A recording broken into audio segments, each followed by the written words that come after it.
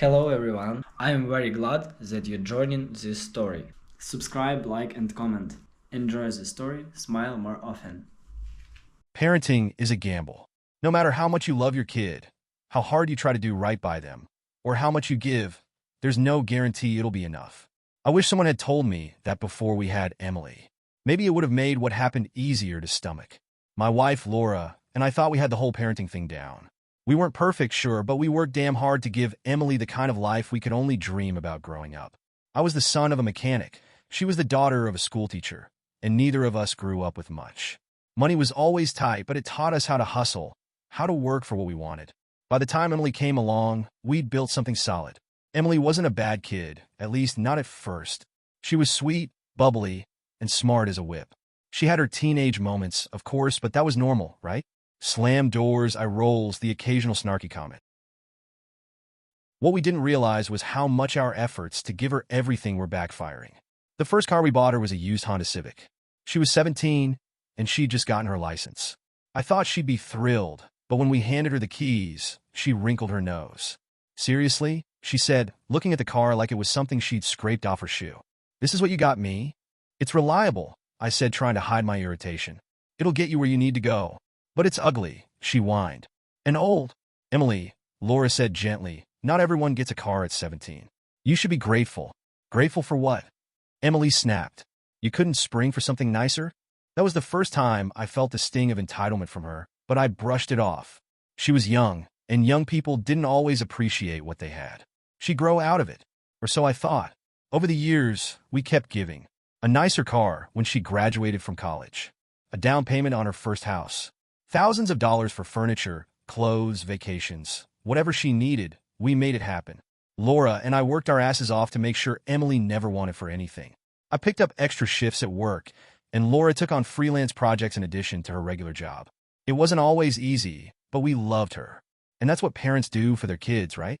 But somewhere along the way, something shifted. The gratitude we'd hoped to see in her never materialized. Instead, it felt like no matter how much we gave, it was never enough. When Emily was in her late 20s, things started to unravel. Laura and I hit a rough patch financially. My company downsized, and Laura had to take a pay cut. Suddenly, the money wasn't flowing as easily as it used to. We didn't want to burden Emily with our problems, so we kept it to ourselves at first. But then one day, she called, asking for money to cover some renovation costs for her house. Emily, we can't right now, I said, trying to keep my tone calm. Things are tight. Seriously? She snapped. You're not even going to help me? After everything I've done for you? Everything you've done for us?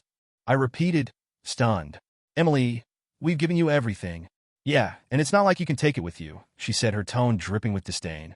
That comment cut deeper than I expected. I didn't know what to say, so I handed the phone to Laura, who tried to smooth things over. But the damage was done. After that, Emily pulled away. She stopped calling as much, and when she did, the conversations were short and curt. Laura and I were heartbroken. We'd poured everything we had into her, and now it felt like she didn't care. The final blow came a few months later, when she stopped talking to us altogether. It wasn't just silence, it was venom. She sent texts calling us selfish, accusing us of holding her back, even telling us we were bad parents. I don't need you anymore, one text read. You're dead weight. Dead weight. That phrase played over and over in my head, like a broken record.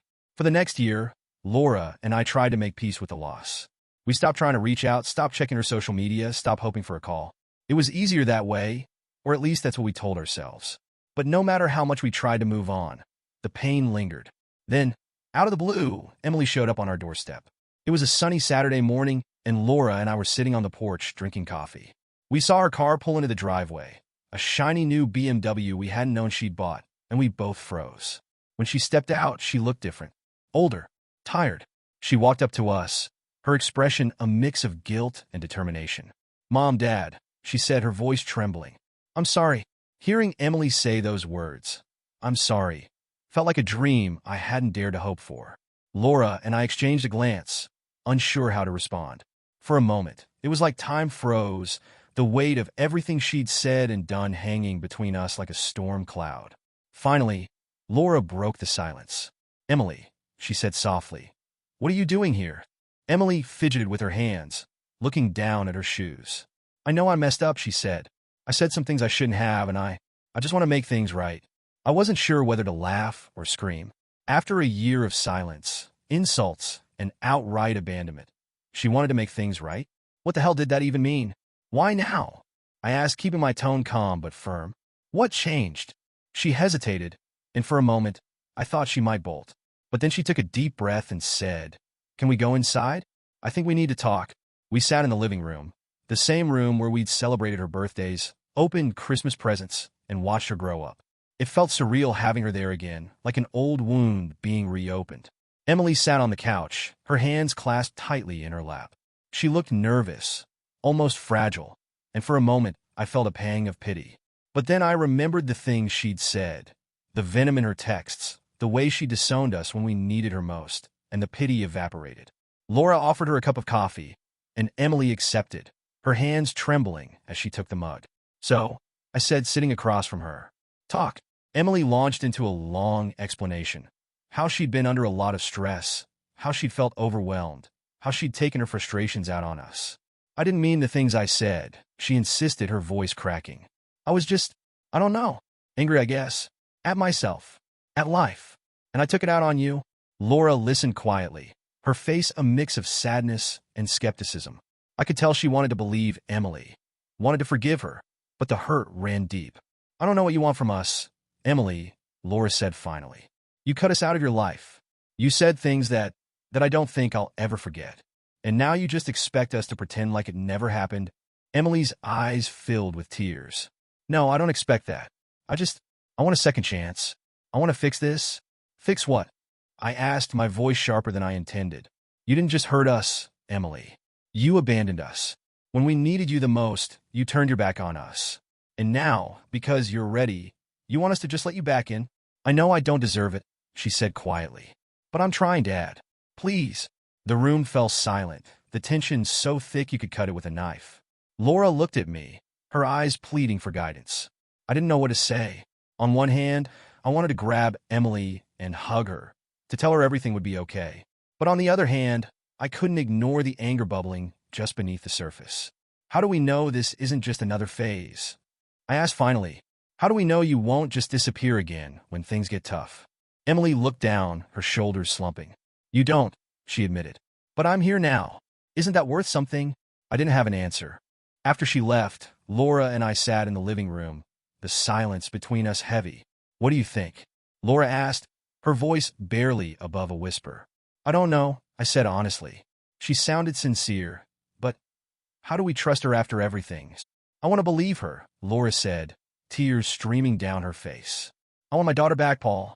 But I'm scared. What if she hurts us again?" I didn't know what to say. Over the next few days, Emily called and texted regularly, checking in and asking to meet again. At first, I ignored her messages, unsure if I was ready to face her again. But Laura was more forgiving. "She's trying, Paul," she said one evening as we sat at the kitchen table. "Doesn't that count for something?" "Maybe," I said, "but trying doesn't erase what she did." "No," Laura agreed, "but it's a start." Eventually, we agreed to meet Emily again. This time, she brought over a photo album filled with pictures from her childhood, birthdays, vacations, Christmas mornings. "I was going through these the other day," she said, flipping through the pages, "and I realized how much I took for granted. You guys gave me everything, and I didn't appreciate it. I'm sorry for that." Her words were sincere, but they felt rehearsed. "You said you're sorry," I said.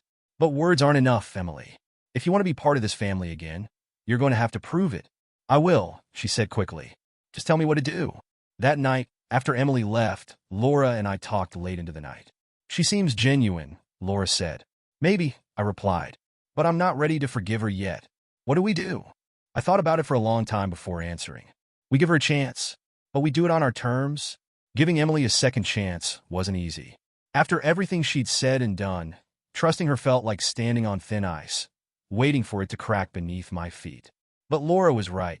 If we didn't at least try, we'd never know if she was serious about making amends. So, we let her back into our lives slowly and cautiously. At first, it was just short visits, an afternoon at the house, dinner on the weekends. Emily was polite, apologetic, and careful not to overstep. She helped with dishes after meals, brought small gifts for Laura, and even complimented my cooking, which was a first. It was like she was trying to win us over, and in some ways it worked. But in others, I couldn't shake the feeling that something was off. The crack started to show a few weeks later. Emily called one evening, her voice tinged with nervousness. "Hey, Dad, can we talk?" "What's up?" I asked, bracing myself for whatever was coming. "Well, I was wondering if you could help me out with something. Just a little loan, nothing big." There it was. "How much are we talking about?" I asked, keeping my tone neutral. 5,000, she said quickly. "I'll pay you back, I swear. It's just, I hit a rough patch, and I could really use some help." I leaned back in my chair, my mind racing. 5,000 wasn't just a little loan. It was a lot of money, especially considering how tight things had been for Laura and me since the downsizing. "Emily," I said carefully, "we're not in the same financial position we used to be. 5,000 is a lot of money for us right now." "I know," she said, her voice dropping. "I wouldn't ask if I didn't need it." "Please, Dad. I'm trying to fix things, and this would really help." I didn't know what to say. Part of me wanted to help her, to show her that we were willing to meet her halfway.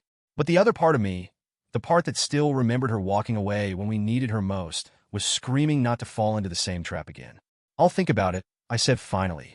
When I told Laura about the call, she wasn't surprised.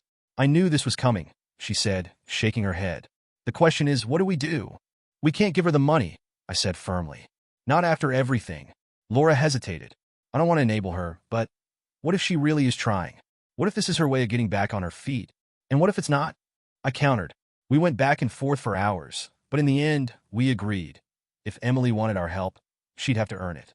The next time Emily came over, I brought up the loan. "Your mom and I talked about it," I said, watching her carefully. "We're willing to help you, but not by handing over money." Her face fell. "What do you mean?" "We'll pay directly for whatever you need," I explained. "Bills, rent, groceries. But we're not giving you cash." Emily's expression shifted, a flicker of frustration crossing her face before she quickly masked it.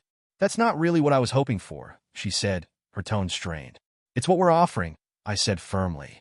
She didn't argue, but I could tell she wasn't happy. Over the next few weeks, we helped her pay off a few bills and even covered part of her rent for a month. But the more we helped, the more Emily started to push. "Why can't you just trust me with the money?" she asked one evening after dinner. "Because trust isn't given. It's earned," I said, my patience wearing thin. "I'm your daughter," she shot back. "Why do I have to earn your trust?" "Because you lost it," I said bluntly. "And you don't get to demand it back just because it's convenient for you." She stormed out after that, slamming the door behind her. The next day, Laura got a call from one of her friends, Tina. "Hey, I don't know if this is my place, but I thought you should know. I saw Emily out at that new club downtown last night," Tina said. "Okay," Laura said, confused. "And, well, she was with some guy, and they were spending a lot of money. Bottle service, expensive drinks, the whole 9 yards. Laura hung up and told me what Tina had said. She can't afford to pay her bills, but she can blow money at a club? I said, shaking my head. Unbelievable. When Emily came over the next weekend, I confronted her. Where were you last night? I asked casually as we sat in the living room. Nowhere, she said, avoiding my eyes. Funny, I said, because Tina saw you at that new club downtown. Her face flushed, and for a moment, she looked like a kid caught sneaking cookies before dinner. It wasn't a big deal, she said quickly. A friend covered everything. Right, I said, crossing my arms. And that's why you needed money from us. To party with your friends? It wasn't like that, she protested. You're blowing this way out of proportion. Am I? I said, my voice rising. Because from where I'm sitting, it looks like you're taking advantage of us. Again. She stood up, her eyes flashing with anger. I can't believe this, she said. I came here to make things right, and all you do is throw my mistakes in my face. You haven't made anything right, I said coldly. You've been lying to us, Emily. Again, and we're done falling for it. She stormed out, slamming the door behind her. After that, we didn't hear from Emily for weeks. Laura was heartbroken, but I couldn't say I was surprised. Emily hadn't changed. She'd just gotten better at hiding it. But this time, we weren't going to let her walk all over us. We decided to teach her a lesson she wouldn't forget. After Emily's latest meltdown, Laura and I decided it was time to take a stand. It wasn't an easy decision. She was our daughter, after all, but we couldn't keep letting her walk all over us. If she was serious about wanting to repair our relationship, she needed to prove it. Laura, bless her heart, was torn up about the whole thing. She wanted to believe Emily could change, that deep down she was still the sweet, loving girl we'd raised. But even she couldn't ignore the pattern that had emerged over the years. She needs a wake-up call, I told Laura one evening as we sat at the kitchen table. We've been giving and giving, and all she does is take. She needs to learn that actions have consequences. Laura nodded reluctantly. But what if it pushes her further away? Then that's on her, I said. We've done everything we can. It's time she learns that trust isn't a free pass. The plan wasn't elaborate, but it didn't need to be. We decided to offer Emily one last chance, a way to show us she was serious about making amends. But we also decided to test her intentions, just to see if she was really as sincere as she claimed to be. When she finally called, sounding contrite and apologetic, I took the opportunity to set things in motion. Hey, Emily, I said, keeping my tone light. Your mom and I have been talking, and we've decided we want to help you get back on your feet. Really? She said, her voice brightening. That's amazing, Dad. Thank you. But there's a condition, I added. Of course, she said quickly. Anything. You need to spend a week with us, I said. Help out around the house, spend some quality time together. Show us you're committed to rebuilding this relationship. There was a brief pause. A whole week? That's right, I said. No excuses, no disappearing acts. Just you, me, and your mom. Okay, she said after a moment. I can do that. Emily arrived the following Monday, looking polished as always. She hugged Laura and gave me a tentative smile, and for a moment I allowed myself to hope that maybe, just maybe, this time would be different. The first few days went well enough. Emily helped with dinner, did a bit of cleaning, and even joined us for a movie night.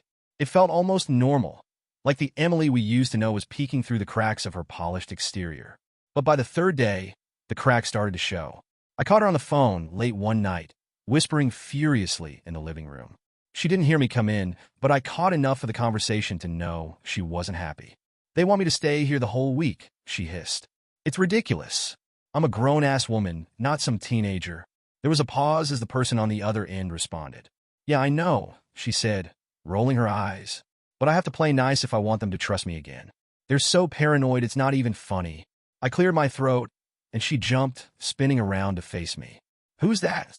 I asked, crossing my arms. Just a friend, she said quickly, tucking her phone into her pocket. A friend? I said, raising an eyebrow.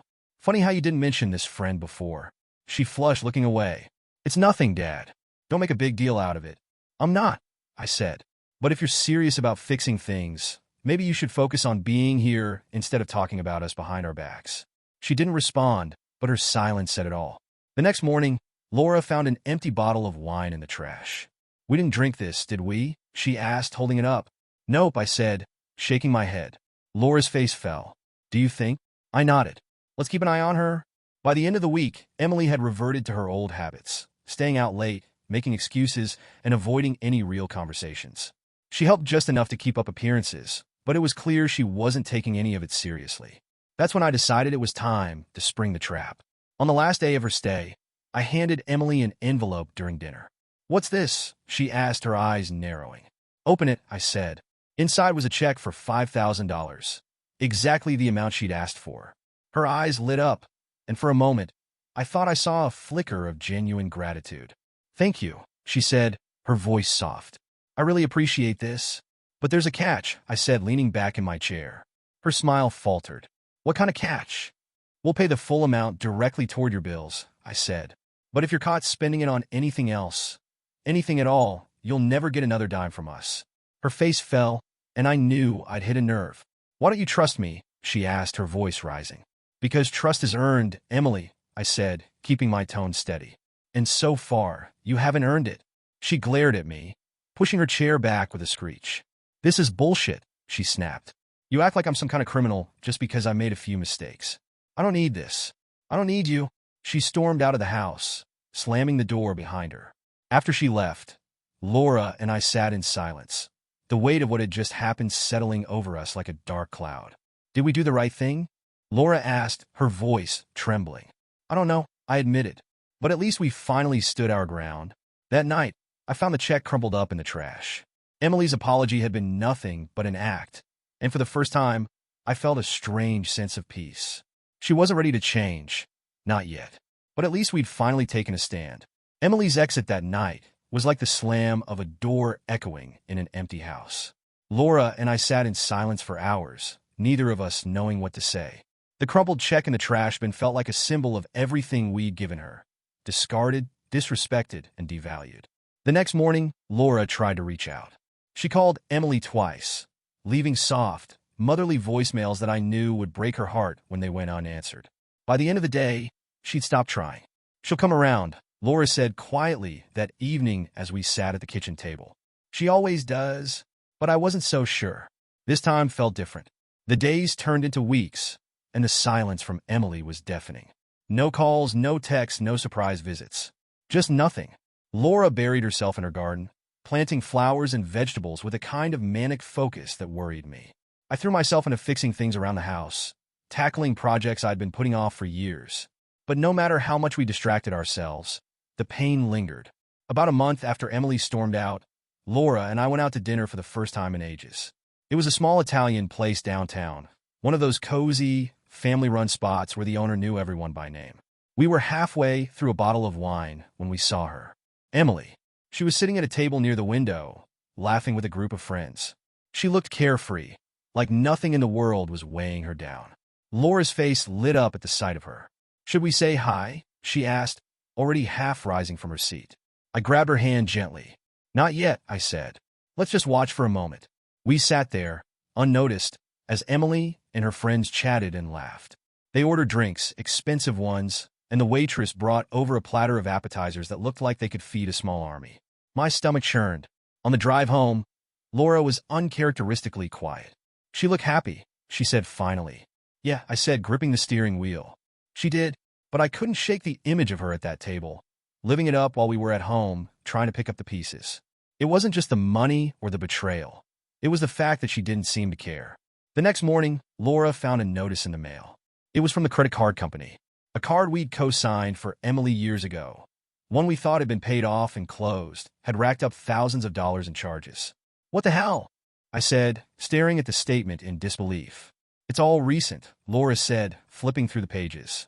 "Restaurants, shopping, hotels. Paul, what is this?" "It's Emily," I said through gritted teeth. "I called the credit card company that afternoon.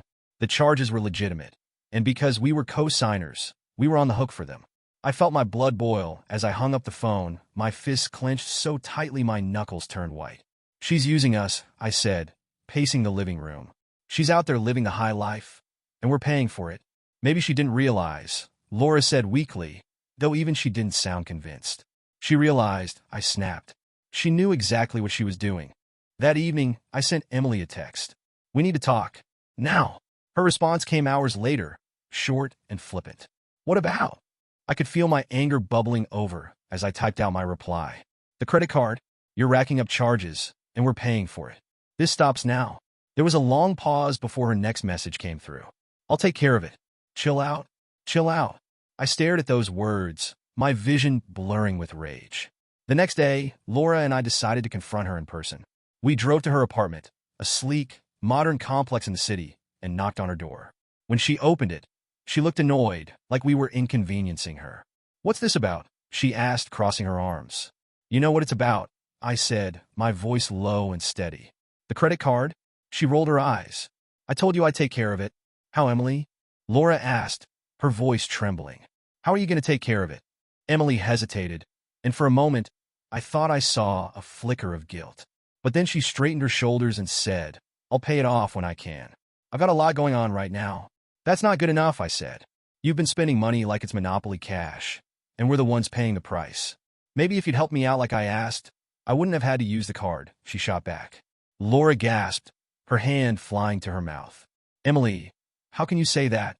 "Because it's true," Emily said coldly. "You two made me feel like crap for asking for help, and now you're acting like I'm the bad guy.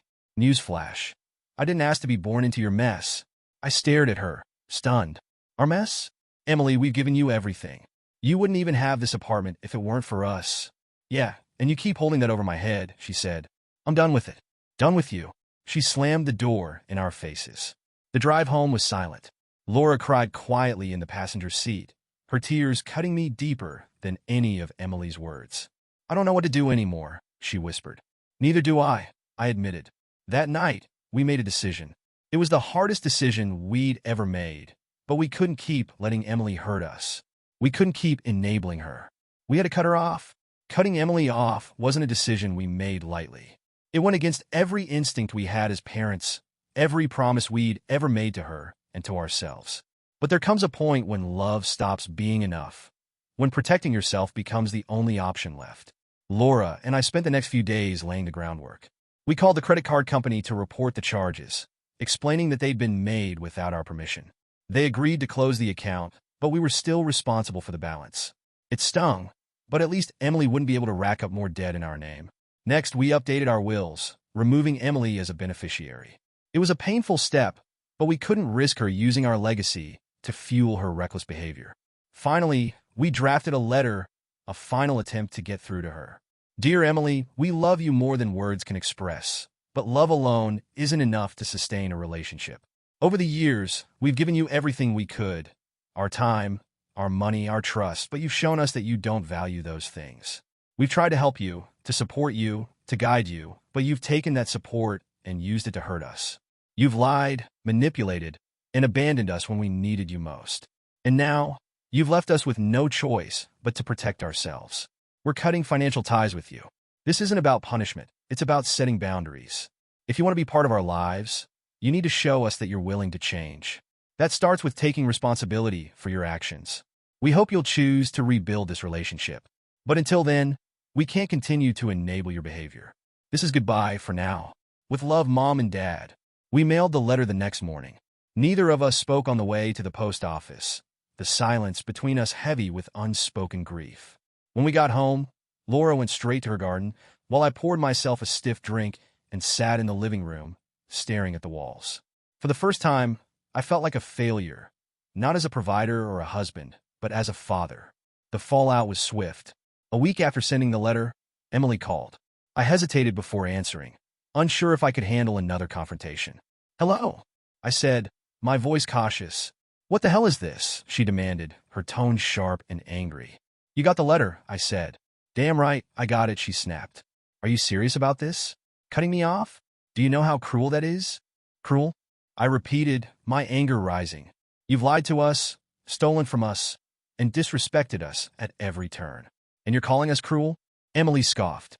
"You're supposed to be my parents. You're supposed to support me no matter what. We've supported you for years," I said. "And all you've done is take advantage of us. We're done, Emily. This is your wake-up call. Whether you take it seriously is up to you." She was silent for a moment, and for a brief second, I thought maybe, just maybe, she'd see reason. But then she said, "Fine. If that's how it's going to be, don't expect to hear from me again. Ever." And she hung up. That night, Laura and I sat in the living room, the weight of Emily's words pressing down on us like a physical burden. "Do you think we did the right thing?" Laura asked, her voice barely above a whisper. "I don't know," I admitted, "but I don't see what other choice we had." Laura nodded, wiping away a tear. "I just wanted her to be happy, to be a good person." "So did I said.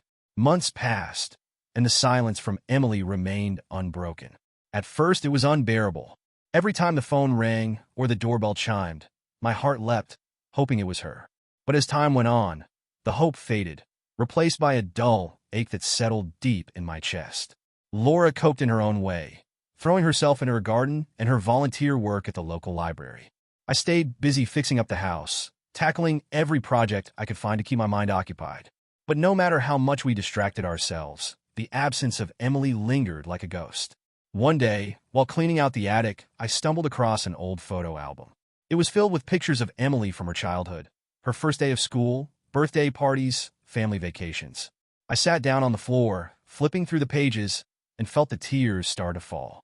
Laura found me there an hour later, still clutching the album. She sat down beside me and wrapped her arms around me, her own tears falling freely. "She'll come back," Laura said, her voice trembling. "She has to." But I wasn't so sure anymore. A year passed with no word from Emily. On her birthday, Laura left a message on her voicemail, but it went unanswered. At Christmas, we sent her a card, but it was returned unopened. Slowly, painfully, we began to accept that she might never come back. The lesson we learned was a bitter one. Love doesn't always conquer all. Sometimes, the people you love the most are the ones who hurt you the deepest. And sometimes, the only way to protect yourself is to let them go. This story doesn't have a happy ending. It doesn't have an ending at all, really. Emily is still out there, living her life, and Laura and I are still here, trying to make sense of what went wrong. We'll always love her. We'll always hope she comes back. But for now, All we can do is wait and try to find peace in the silence.